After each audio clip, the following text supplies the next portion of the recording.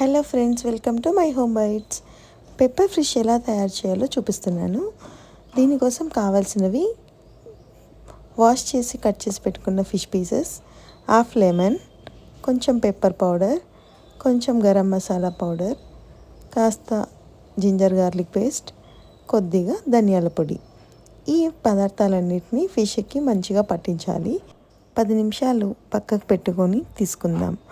ఆపై stove on చేసి pan heat అయిన తర్వాత 2 టేబుల్ స్పూన్ల ఆయిల్ వేసి ఈ ఫిష్ పీసెస్ అన్నిటిని వేసుకోవాలి. ఇది వన్ సైడ్ ఫ్రై అయిన తర్వాత అటు ఇటు తిప్పుకుంటూ చక్కగా ఫ్రై చేసుకోవాలి. దీంట్లో నేను సాల్ట్ ఏమీ యాడ్ చేయట్లేదు. నాకు లెమనే సాల్ట్ లాగా యూజ్ అవుతుంది. మీకు కావాల్సి ఉంటే వేసుకోవచ్చు.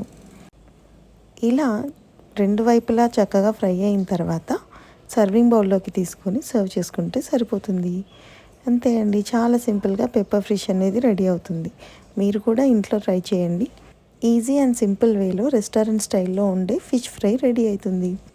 Thank you for watching.